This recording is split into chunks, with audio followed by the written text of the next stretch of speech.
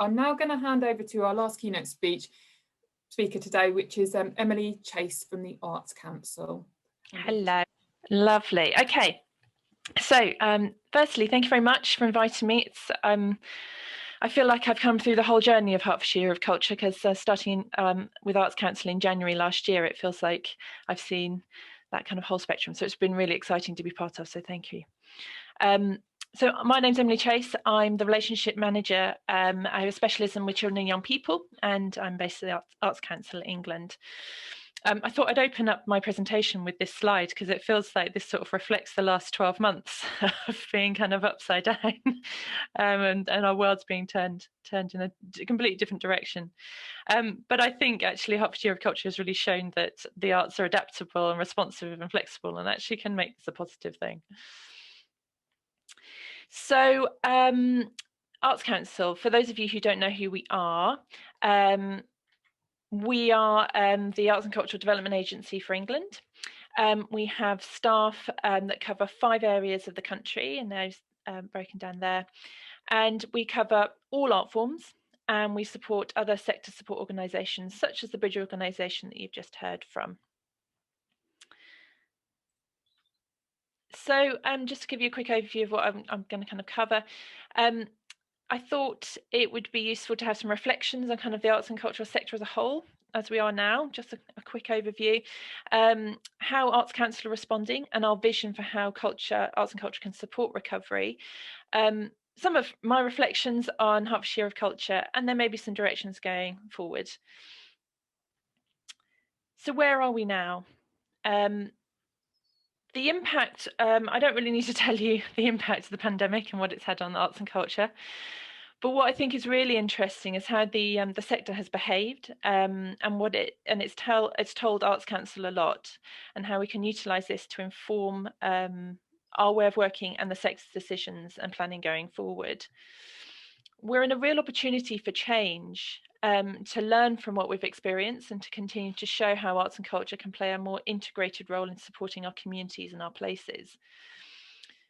And over the last year, funding programmes have begun to reveal a lot for us. They've highlighted the vulnerability of freelancers and creative practitioners. It's highlighted the public's appetite to express themselves creatively, how the public values arts and culture for their mental health and well-being, as we've heard before, how the public's appetite for accessing creative content, and the need for our cultural organisations to support our communities in different ways, and to do more of that. And we're in the process of collating a lot of the data through our experience for this year, so that we can help to inform and change how we operate, but to support the sector further. So our response so far, Arts Council England, the initial response was support a kind of immediate survival and stabilise the sector as much as possible. So Arts Council released £160 million of their reserves to support national portfolio organisations, creative people and places projects, non-NPOs and individuals. And we're now in the midst of administering the government's cultural recovery funds. We're in that kind of second round of that as we speak. But we have been able to reopen project grants and our individuals funding portal. And we've begun also to adapt our strategy that we launched in January in order to make sure that is responsive to the sector as much as possible. There is at the bottom there, I've put in, and I'll send you the link for this, but it's just, we've got a portal for how the emergency funds were initially. So that first stage where we allocated funding to help support individuals and organisations, and you can go in there and have a look about Hertfordshire. We also do have a data library that is pre-COVID that you can look at in terms of investment for Hertfordshire as well, to see where, where that investment has been asked in the past. So how can culture support recovery? I'm going to give you a quick overview of our new strategy, and then give you a couple of examples of models of projects or funding strands that we've had that I think can support some future thinking. Our strategy is for the next 10 years, from 2020 to 2030. And we released that back in January last year, or maybe a bit after. And to support that, we'll be also releasing a delivery plan, and that outlines in more detail what the strategy will look like in practice. And I'll give you a little of a sneak peek about our place-based working approaches in a minute as well. So I have a little video to show you about our new strategy, which just gives you an overview of that. Hopefully it works.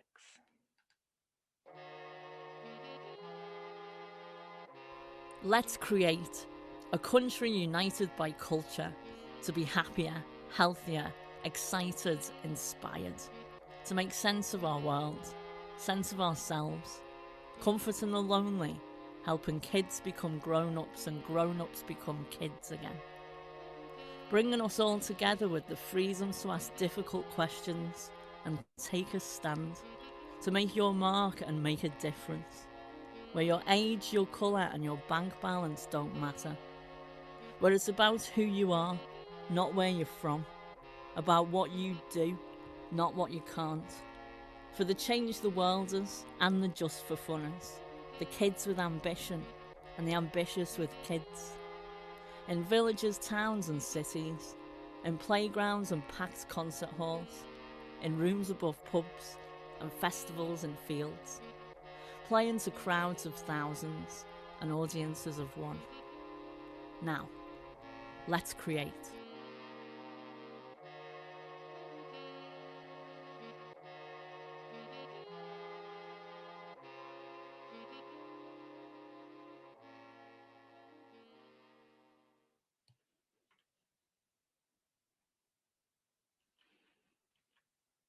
Lovely. Okay, so our vision, by 2030, we want England to be a country in which the creativity of each of us is valued and given the chance to flourish, and where every one of us has access to a remarkable range of high quality cultural experiences. And for me, the key themes out of this is words like everyone, growth, equality, and value.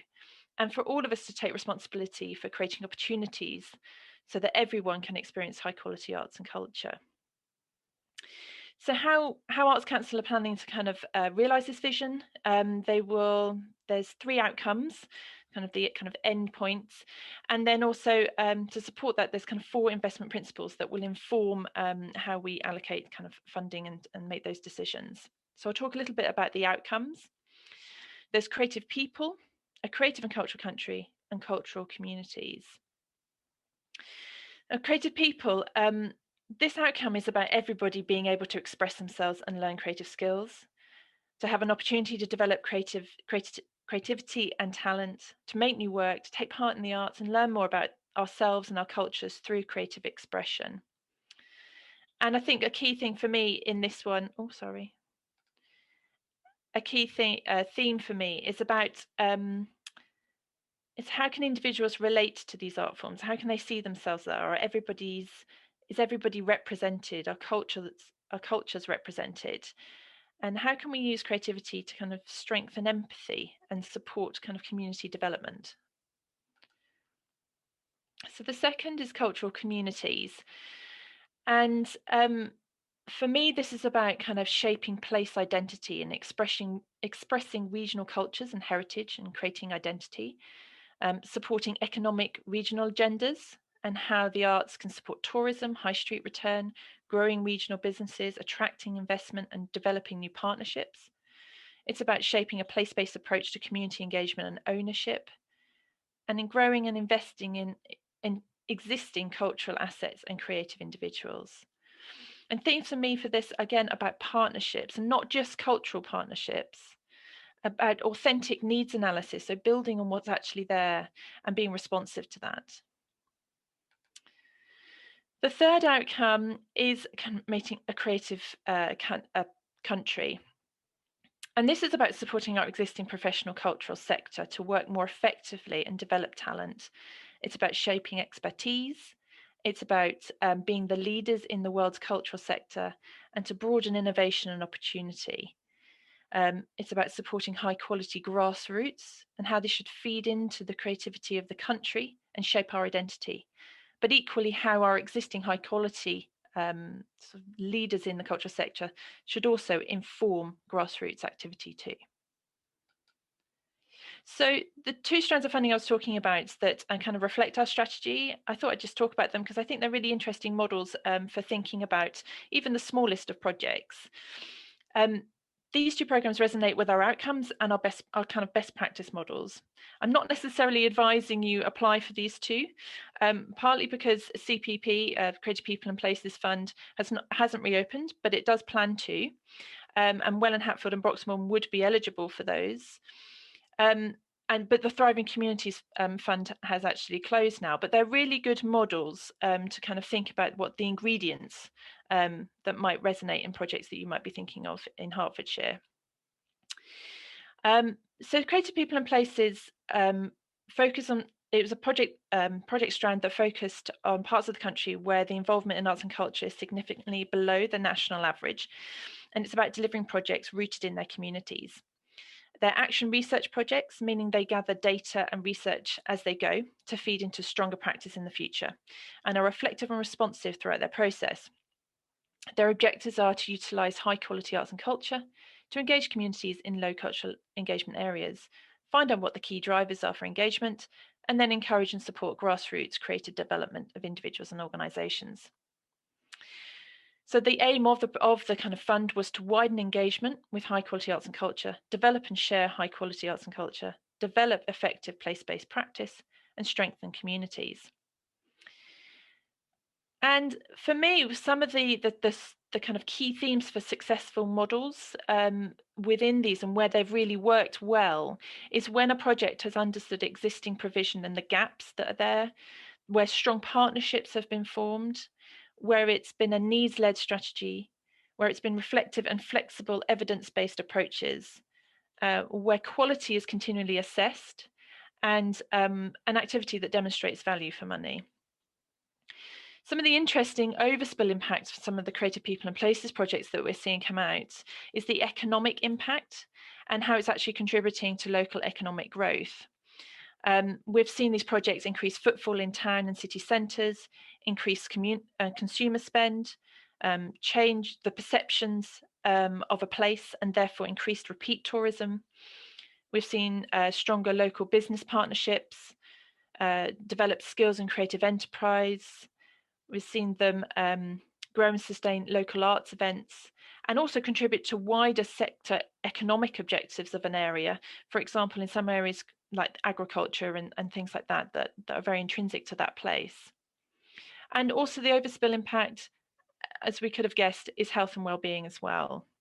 And you can read more about this. There's some case studies, and I'll send the link out that you can have a read. Some interesting case studies there. The other strand was Thriving Communities. Some of you may have heard of this fund. It was designed to increase social connectedness and help communities cope with the impact of COVID-19. We are partners, Arts Council are partners with the National Academy for Social Prescribing, and also NHS England, Sport England, Natural England, the Office for Civil Society, the Money and Pension Service and NHS charities together are also strategic partners. So it's a really interesting model for how partnership working outside of the cultural sector can support health and wellbeing agendas. And there might be some really exciting case studies coming out of that as well.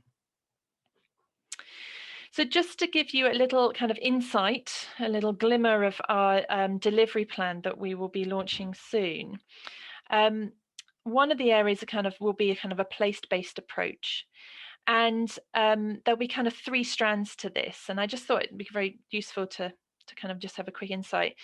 One will be kind of a universal offer that we will offer absolutely everybody in terms of support, arts development, and our funding strands of project grants and DYCP, which is our Develop Your Creative Practice Individual Fund, will be offered to everybody, as well as our support and guidance.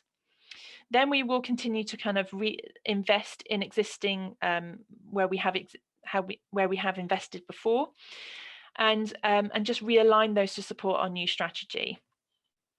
And then the other kind of way of working will be looking at priority areas where cultural opportunity is its lowest, and where low levels of investment have happened in the past.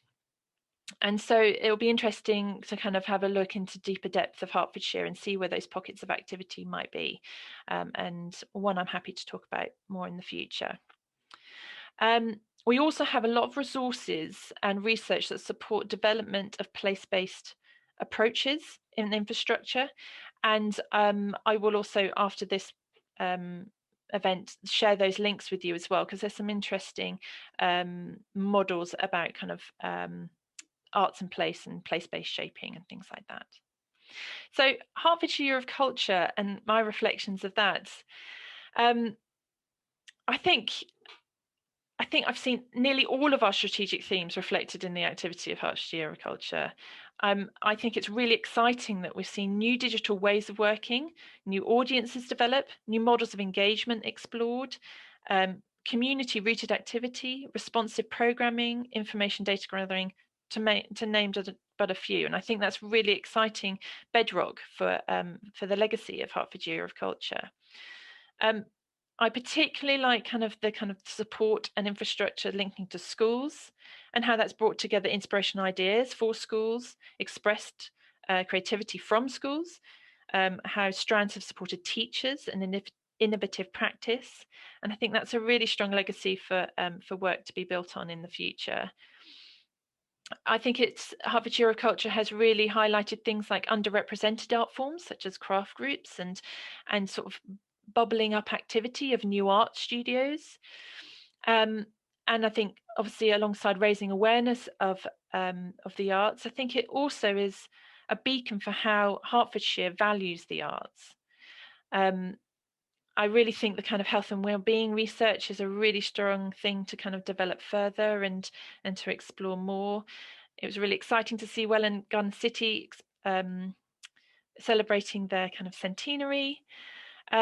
And the kind of partnerships that have been consolidated through all of this, I think, has just built such a strong foundation for kind of community engagement and things like that. And I think that's something that's really exciting for me, and in terms of what Arts Council will be looking for in the future. And I just wanted to put this up because I think the headline is that Hertfordshire values arts and culture and their communities, and I think that's just a really amazing headline, I think, and a great legacy to build on. And for me, it's just and Hertfordshire Year of Culture is just the beginning, although I'm sure many of you don't understand with all the energy that's been placed over the year. But I think it's really, like I say, it's this very strong foundation that you can really now use as a springboard for the next step of what you would like to do. And I really think that the ripple effect of COVID will be that that we might see kind of a real surge about people demanding more of this and demanding more of arts and culture.